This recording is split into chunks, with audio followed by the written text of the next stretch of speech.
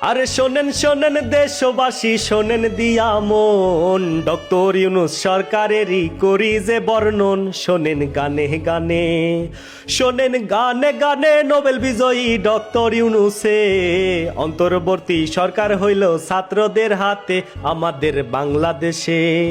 আমাদের বাংলাদেশের সরকার হইল 8ই আগস্টে, 5 তারিখে হাসিনা গেল ইন্ডিয়াতে, গেল মোদির কাছে, গেল মোদির কাছে এক ঝাঁকিতে দিল্লিতে গিয়া, টুপ করিয়া পড়লো হাসিনা, আসে নাই ফিরা আমাদের বাংলাদেশে।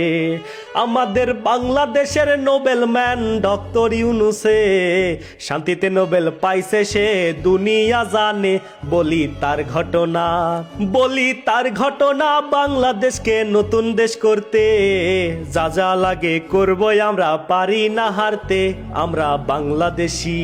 আমরা বাংলাদেশি পরস্পরে কাঁধে কাঁধ মিলাই, নতুন করে করবই আমরা, দেখবে দুনিয়ায় করব সংস্কার। প্রথমে সংস্কার করবই আমরা দেশের আগাছা, যাদের জন্য 15 বছর পাইছি যে সাজা, বিদায় দিব তাদের, বিদায় দিব তাদের, পদ পদবি করব সারা দেশ। 15 বছর বাংলাদেশটা করছে যারা শেষ, বিচার করব তাদের, বিচার করব তাদের, দেখবে এবার দেশের জনগণ।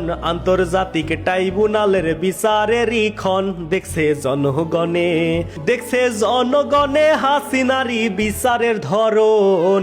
এমপি মন্ত্রী পালাই গেছে, জেল করছে বরণ, পালালো ইমাম সাহেব, পালালো ইমাম সাহেব। 5 আগস্টে বাইতুল্লাহর খতিব, দেশটা কোথায় গিয়েছিল দেখলে এর অতীত, বুঝবেন সেই ঘটনা, বুঝবেন সেই ঘটনা। ডক্টর ইউনূসে চেষ্টা করছে ভাই, সংস্কার করার পরে নির্বাচন চাই দেশের জনগণে, দেশের জনগণে ভালো থাক এটাই কামনা।